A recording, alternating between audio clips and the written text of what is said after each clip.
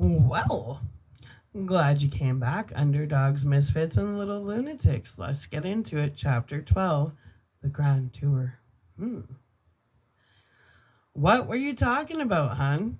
Wendy asked him as they went back inside. Oh, nothing much. For nothing much, it sure was a long talk. He shrugged, and Wendy saw Danny's paternity in the gesture.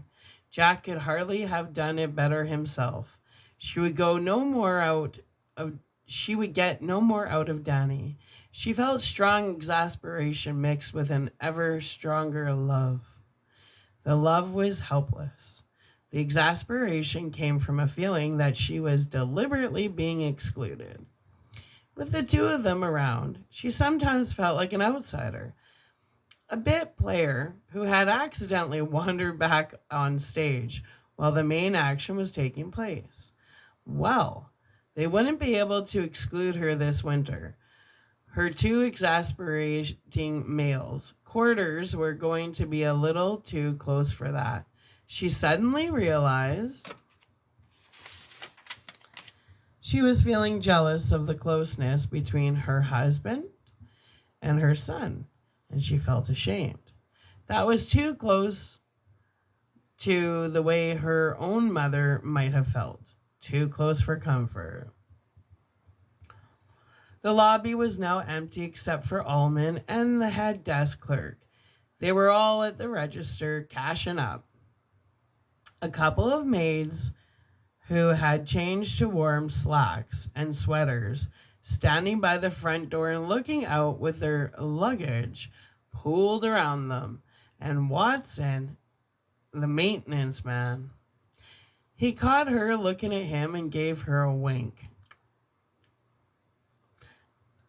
A decidedly lecherous one. She looked away hurriedly. Jack was over by the window just outside the restaurant, studying the view. He looked rapt and dreamy. The cash register apparently checked out, because now Allman ran it shut with an authoritative snap. He initialed the tape and put it in a small zipper case. Wendy silently applauded the head clerk, who looked greatly relieved. Allman looked like the type of man who might take any shortage out of the head clerk's Let's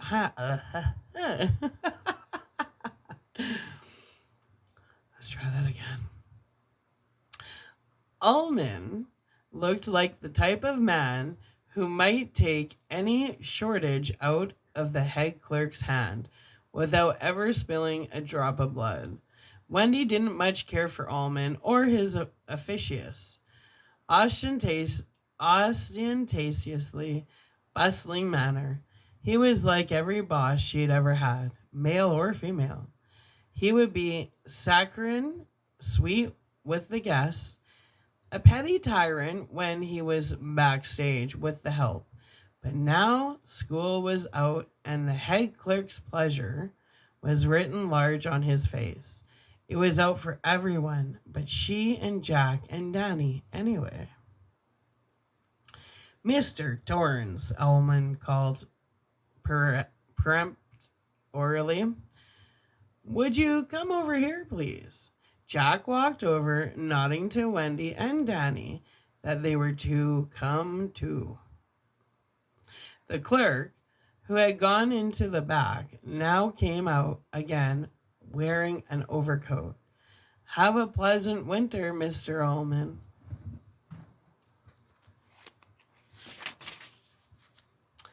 I doubt it, Allman said distantly. May the 12th. Braddock. Not a day earlier, not a day later. Yes, sir. Braddock walked around the desk, his face sober and dignified, as befitted his position, but when his back was entirely to Allman, he grinned like a schoolboy.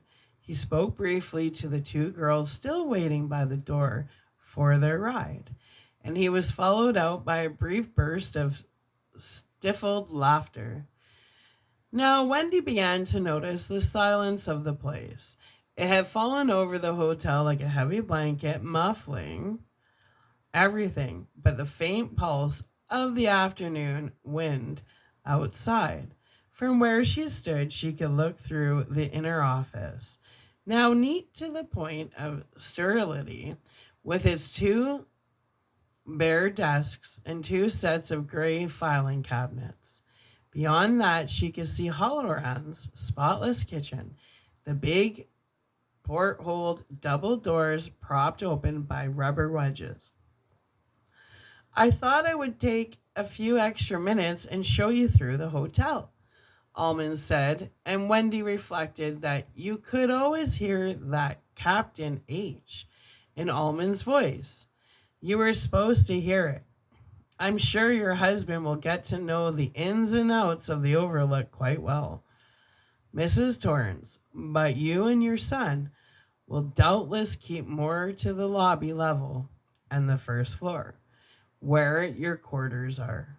Doubtless, Wendy murmured demurely, and Jack shot her a private glance. It's a beautiful place, Almond said expansively. I rather enjoy showing it off. I bet you do, Wendy thought. Let's go up to the third and work our way down, Almond said. He sounded positively enthused. If we're keeping you, Jack began. Not at all, Almond said. The shop is shut. Tout fini for this season, at least. And I plan to overnight in Boulder, at the Boulder Auto, of course. Only decent hotel this side of Denver, except for the Overlook itself, of course. This way. They stepped into the elevator together. It was ornately scrolled in copper and brass, but it settled appreciably before Almond pulled the gate across. Danny stirred a little uneasily, and Almond smiled down at him. Danny tried to smile back without notable success. Don't you worry, little man, Almond said. Safe as houses. So was the Titanic, Jack said, looking up at the cut glass globe in the center of the elevator ceiling. Wendy bit the inside of her cheek to keep the smile away. Almond was not amused. He slid the inner gate across with a rattle and a bang. The Titanic made only one voyage, Mr. Torrance. This elevator has made thousands of them since it was installed in 1926. That's reassuring, Jack said. He ruffled Danny's hair. The place ain't gonna crash, Doc. Almond threw the lever over, and for a moment there was nothing but a shuddering beneath their feet and the tortured whine of the motor below them. Wendy had a vision of the four of them being trapped between floors like flies in a bottle and found in the spring, with little bits and pieces gone, like the donor party. Stop it. The elevator began to rise, with some vibration and clashing and banging from below at first. Then the ride smoothed out. At the third floor, Almond brought them to a bumpy stop, retracted the gate, and opened the door. The elevator car was still 6 inches below floor level. Danny gazed at the difference in height between the third floor hall and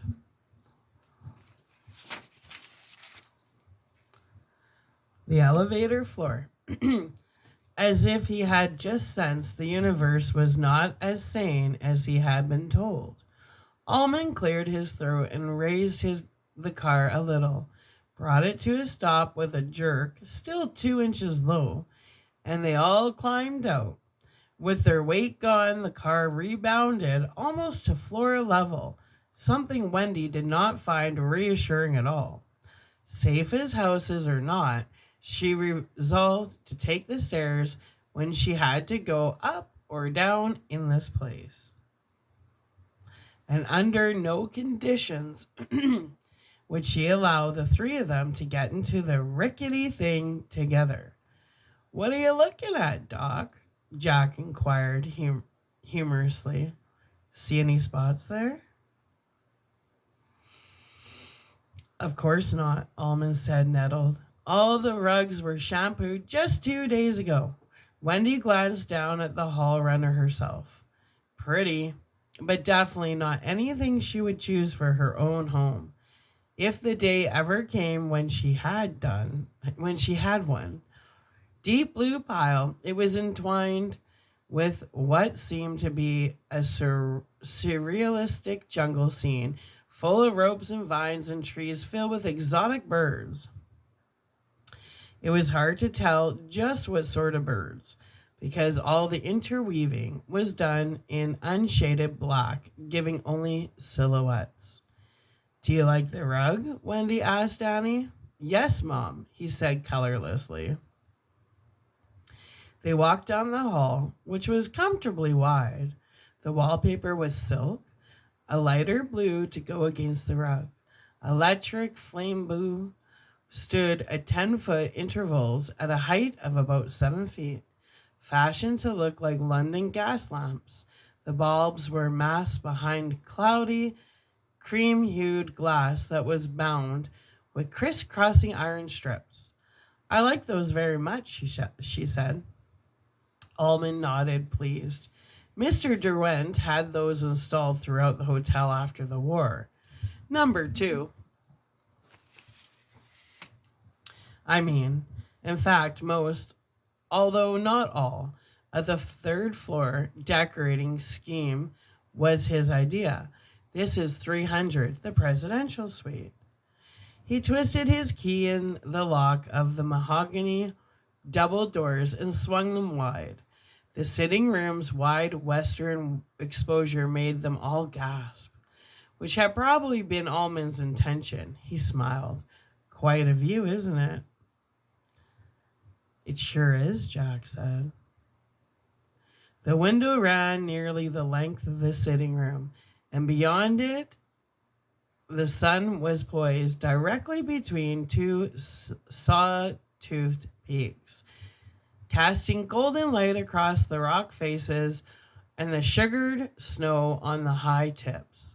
The clouds around and behind this picture postcard view were also tinted gold, and a sunbeam glinted duskily down into the darkly pooled firs below the timber line.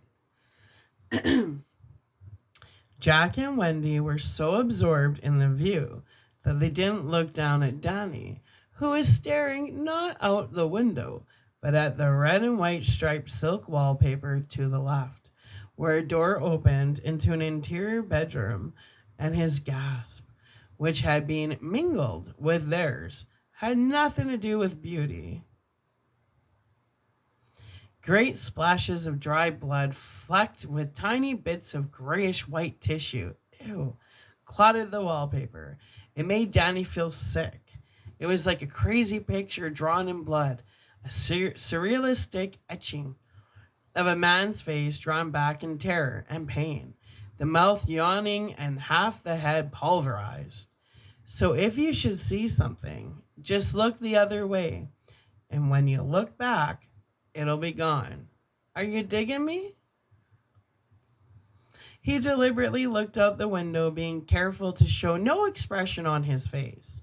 And when his mommy's hand closed over his own, he took it, being careful not to squeeze it or give her a signal of any kind.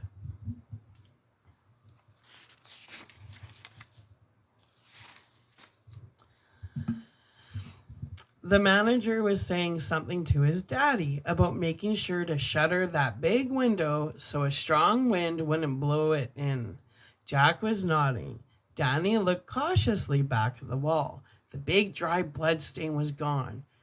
Those little gray-white flecks that had been scattered all throughout it, they were gone too. Then Almond was leading them out. Mommy asked him if he thought the mountains were pretty. Danny said he did, although he didn't really care for the mountains, one way or the other. As Almond was closing the door behind them, Danny looked back over his shoulder. The blood stain had returned, only now it was fresh, It was running. Allman looking directly at it, went on with his running commentary about the famous man who had stayed here. Danny discovered that he had bitten his lip hard enough to make it bleed, and he had never ever felt it.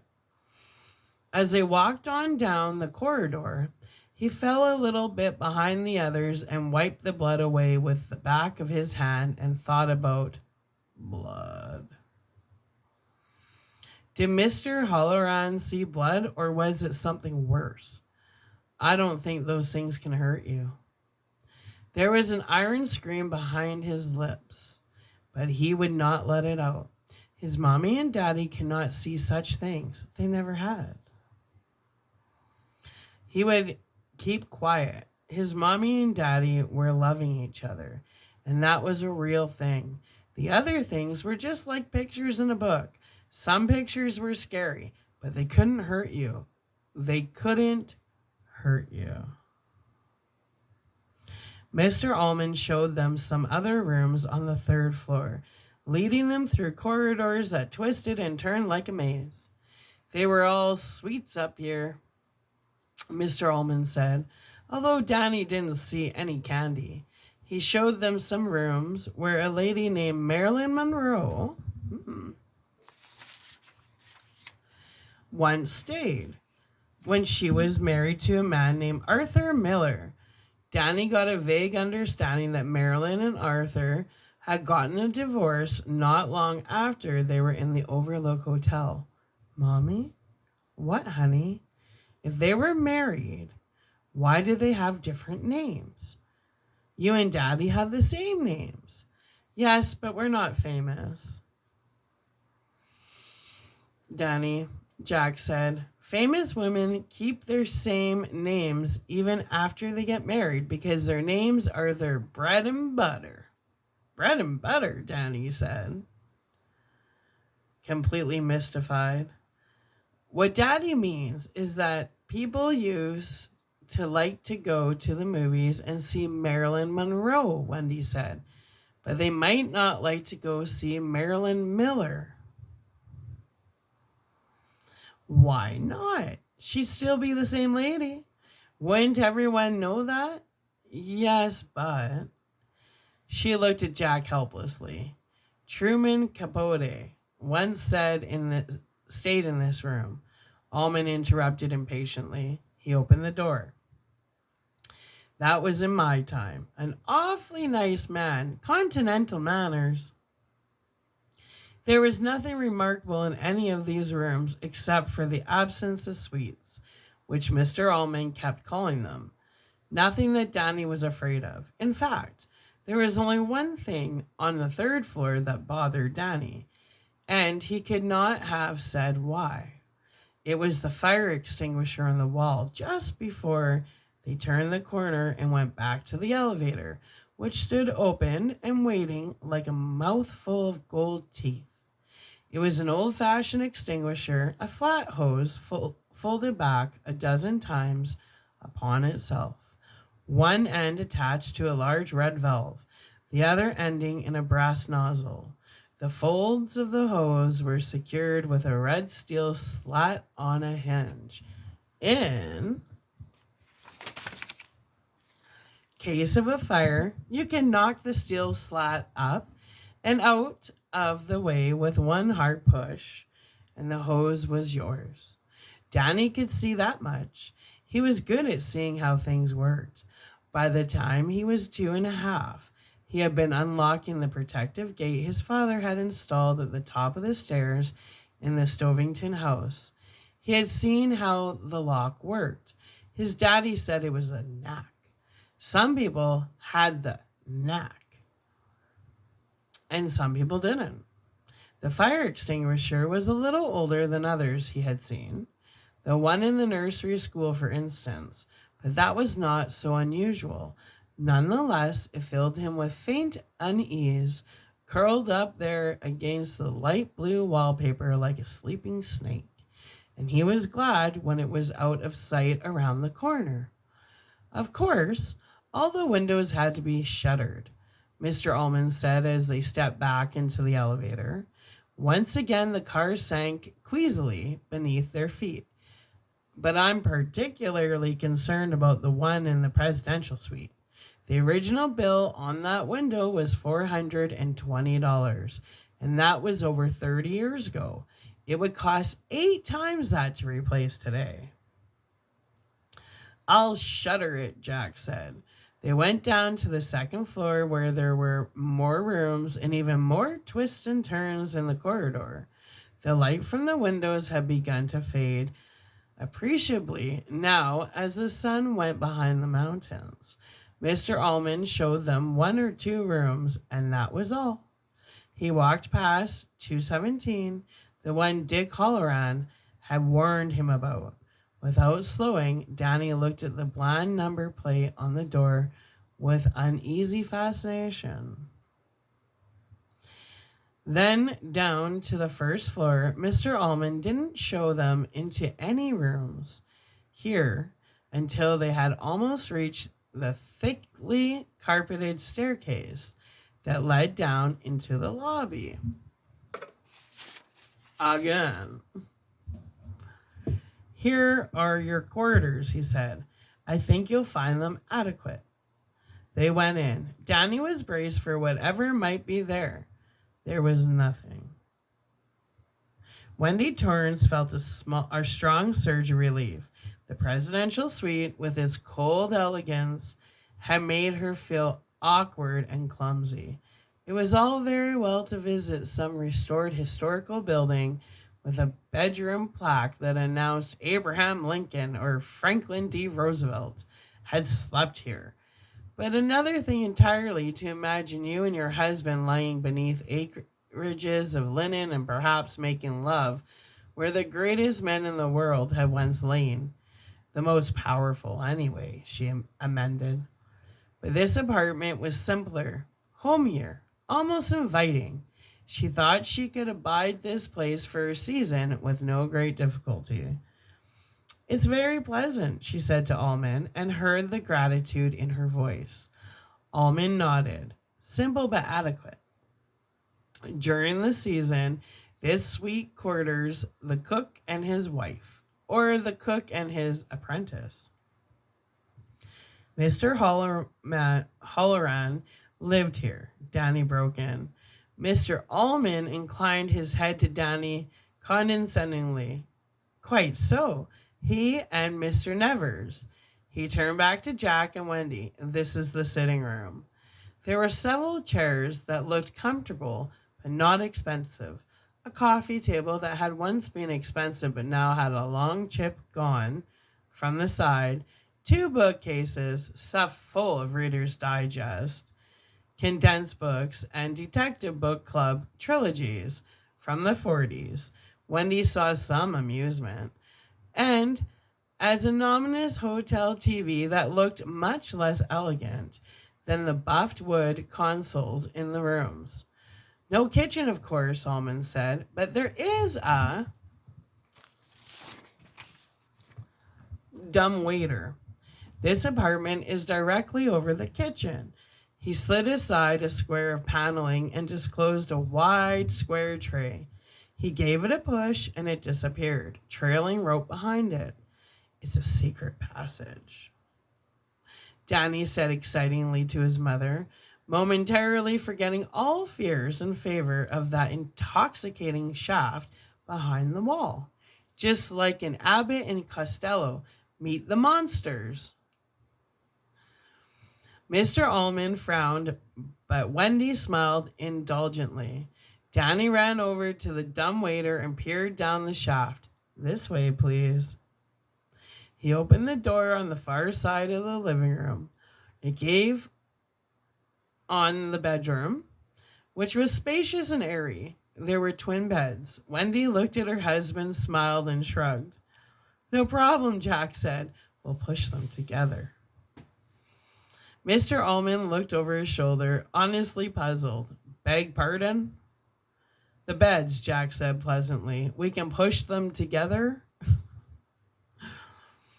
Oh, quite, Almond said, momentarily confused. Then his face cleared and a red flush began to creep up from the collar of his shirt. Whatever you like. He led them back into the sitting room, where a second door opened on a second bedroom. This one equipped with bunk beds. A radiator clanked in one corner, and the rug on the floor was a hideous embroidery of western sage and cactus. Danny had already fallen in love with it, Wendy saw. The walls of this smaller room were paneled in real pine. Think you can stand it in here, Doc? Jack asked. Sure I can. I'm going to sleep in the top bunk, okay?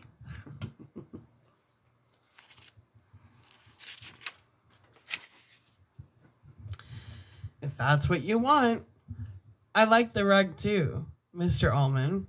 Why don't you have all the rugs like that? Mr. Allman looked for a moment as if he had sunk his teeth into a lemon. Then he smiled and patted Danny's head. Those are your quarters, he said, except for the bath, which opens off the main bedroom. It's not a huge apartment, but of course, you'll have the rest of the hotel to spread out in. The lobby place is in good working order, or so Watson tells me, and you must feel free to eat in the dining room if the spirit moves you to do so. He spoke in the tone of a man conferring a great favor. All right, Jack said. Shall we go down, Mr. Allman asked. Fine, Wendy said. They went downstairs in the elevator, and now the lobby was wholly deserted except for Watson, who was leaning against the main doors in a rawhide jacket, a toothpick between his lips. I would have thought you'd be miles from here by now, Mr. Allman said, his voice slightly chill. Just stuck around to remind Mr. Torrance here about the boiler, Watson said, straightening up. Keep your good weather eye on her, fella, and she'll be fine. Knock the press down a couple of times a day. She creeps. She creeps, Danny thought, and the words echoed down a long and silent corridor in his mind, a corridor lined with mirrors where people seldom looked. I will, his daddy said. You'll be fine, Watson said, and offered Jack his hand. Jack shook it. Watson turned to Wendy and inclined his head. Ma'am, he said. I'm pleased, Wendy said, and thought it would sound absurd. It didn't. She had come out here from New England, where she had spent her life, and it seemed to her that in a few short sentences this man Watson, with his fluffy fringe of hair, had epitomized epitomized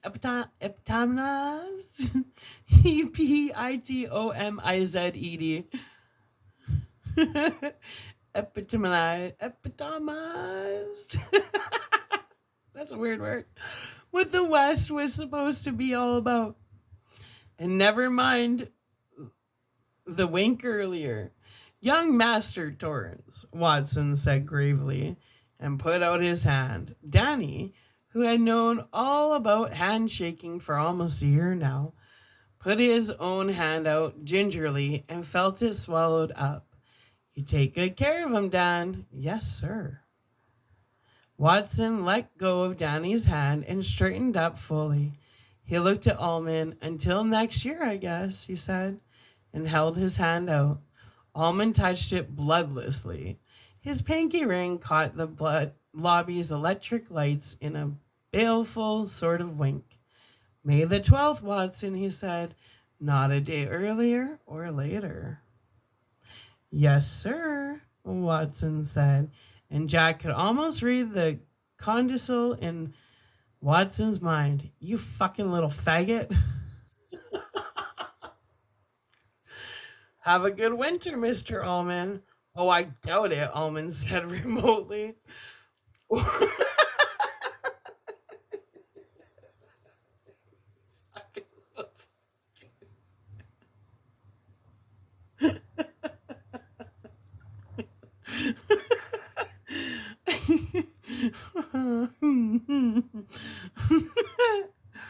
Watson opened up the two big main doors.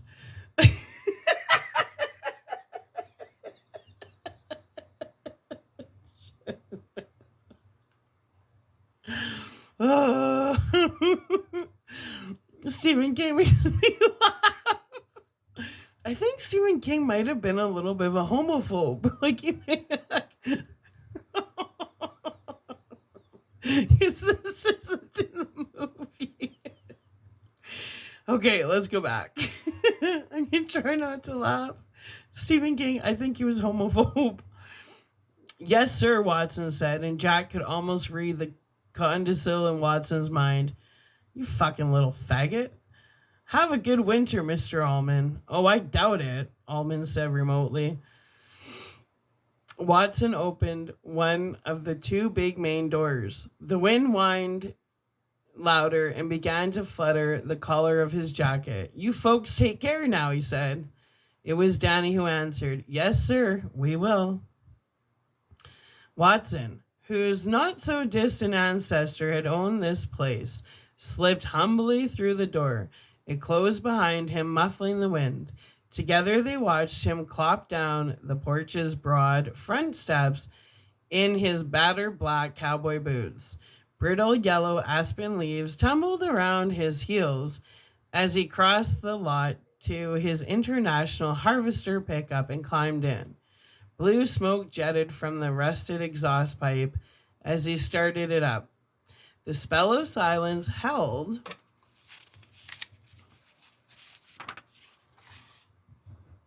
among them as he backed, then pulled out of the parking lot. His truck disappeared over the brow of the hill and then reappeared, smaller, on the main road, heading west. For a moment, Danny felt more lonely than he had ever had in his life.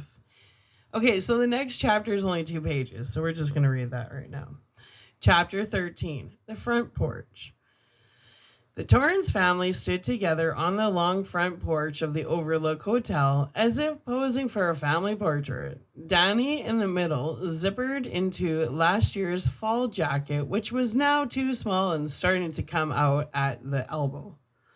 Wendy behind him, with one hand on his shoulder, and Jack to his left, his own hand resting lightly on his son's head. Mr. Allman was a step below them, buttoned into an expensive-looking brown mohair overcoat. The sun was entirely behind the mountains now, edging them with gold fire, making the shadows around things look long and purple. The only 3 vehicles left in the parking lots were the hotel trunk, Allman's Lincoln Continental, and the battered Torrance VW. You've got your keys then? Allman said to Jack, and you understand fully about the furnace and the boiler? Jack nodded, feeling some real sympathy for Allman. Everything was done for the season. The ball of string was neatly wrapped up until the next May 12th. Not a day earlier, or...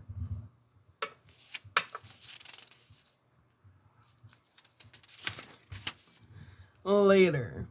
And Allman, who was responsible for all of it, and who referred to the hotel in the unmistakable tones of infatuation, could not help looking for the loose ends.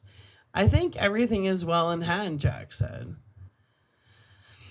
Good, I'll be in touch. But he still lingered for a moment, as if waiting for the wind to take a hand and perhaps gust him down to his car. He sighed. All right. Have a good winter, Mr. Torrance. Mr. Torrance, you too, Danny. Thank you, sir, Danny said. I hope you do too. I doubt it, Allman repeated, and he sounded sad. The place in Florida is a dump. If the out-and-out truth is to be spoken, busy work. The Overlook is my real job. Take good care of it for me, Mr. Torrance. I think it will be here when you get back next. I think it will be here when you get back next spring, Jack said, and a thought flashed through Danny's mind. But will we? Ooh. and was gone. Of course it will. Almond looked out towards the playground where the hedge animals were clattering in the wind. Then he nodded once more in a businesslike way. Goodbye, then. He walked quickly and briskly across to his car, a ridiculously big one for such a little man, and tucked himself into it. The Lincoln's motor purred into life, and the tail lights flashed as he pulled out of his parking stall. As the car moved away, Jack could read the small sign at the head of the stall, reserved for Mr. Allman, manager. Right, Jack said softly. They watched until the car was out of sight, headed down the eastern slope. When it was gone, the three of them looked at each other for a silent, almost frightened moment. They were alone. Ooh. Aspen leaves whirled and skittered in aimless packs across the lawn that was now neatly mowed, intended for no guest's eyes. There was no one to see the autumn leaves steal across the grass, but the three of them. It gave Jack a curious shrinking feeling, as if his life force had dwindled to a mere spark, while the hotel and the grounds had suddenly doubled in size and became sinister, dwarfing them with sullen, inanimate power. Then Wendy said, "Look at you, Doc. Your nose is running like a fire hose. Let's get inside." And they did, closing the door firmly behind them against the restless whine of the wind. All right, we're going to upload this, and then we're getting into part 3, The Wasp's Nest. All right, my little underdogs, misfits, and lunatics. Come on back for part 3, The Wasp's Nest. Bye.